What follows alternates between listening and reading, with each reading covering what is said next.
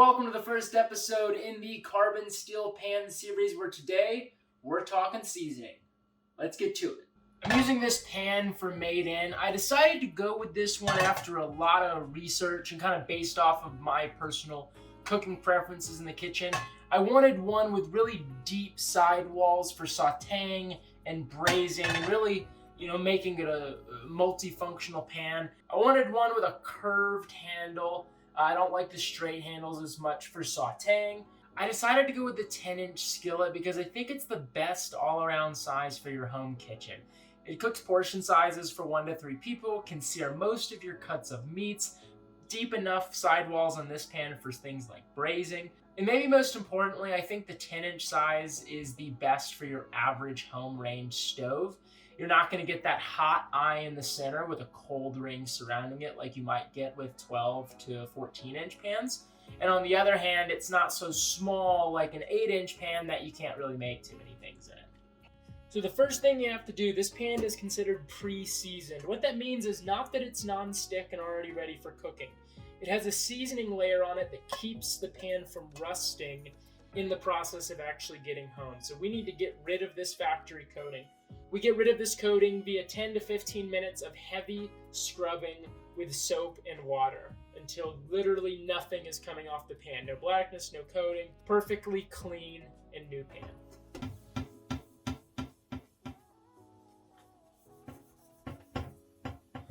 This takes some time because we're not getting any food off. The pan feels perfectly smooth.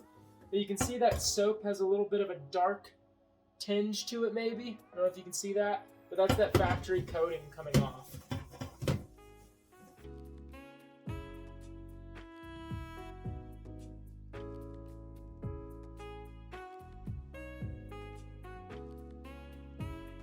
So that, you can see, is not ready to go. Just keep scrubbing. It'll go away.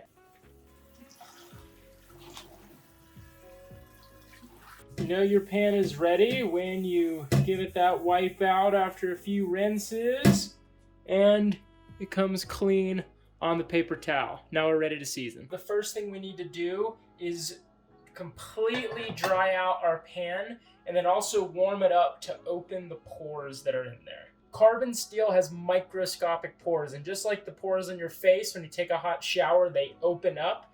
Same thing happens on a pan. When we get this heated up, it's going to open up those pores, which allows it to absorb the seasoning better. Medium heat, throw your pan on. Pan's nice and warm, let's season it up. To season, we need a high smoke point oil. I'm using vegetable. You can use canola, avocado, grapeseed's a really good one, but not olive oil or butter in any means, absolutely not. You want to put on a ridiculously small amount of oil, a few drops, literally. And what we're going to do is we're going to take a paper towel and we're going to coat the entire pan with a super thin layer of oil. We're going to start with the inside and then move to the outside.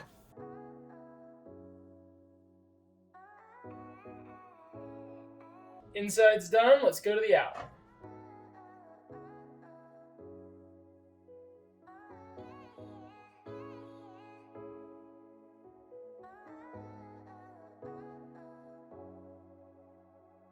Once you have both sides fully coated, we're going to take more paper towels and we're going to wipe out every single trace of oil that we can get.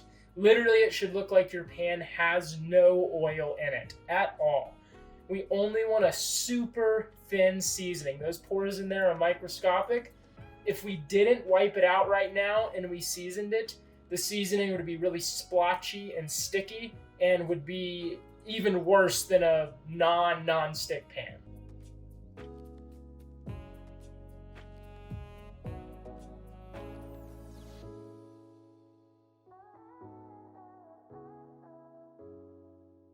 Once your pan looks like it has absolutely no oil on it, now we're going to be seasoning. Today we're going to be using the stovetop method.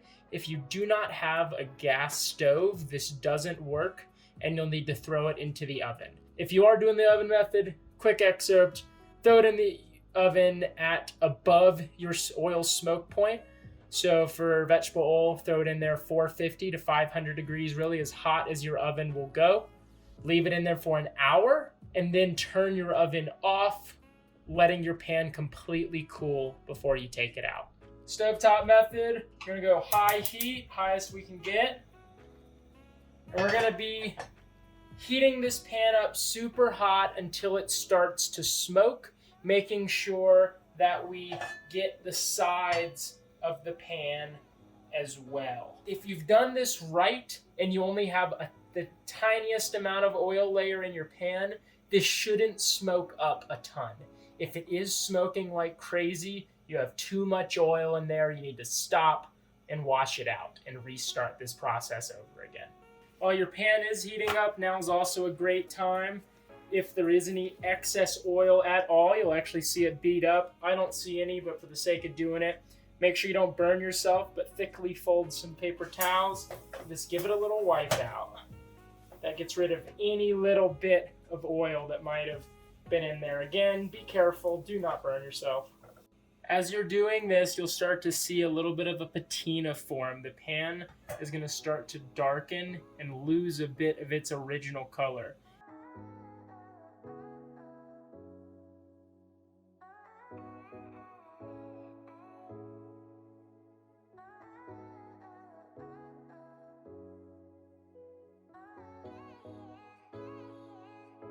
Once you have a light patina on there and your oil has started to smoke just a little bit, you are done with your first layer. You should be able to go ahead and start cooking with this pan.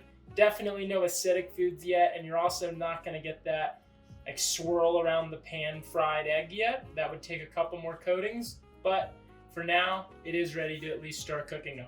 And that's how you season a carbon steel pan, y'all. Now, it's not quite ready for that kind of fried egg slide around the pan yet. So in the next videos, we're going to be going over some of really good foods to start cooking in the pan with to keep building up that seasoning.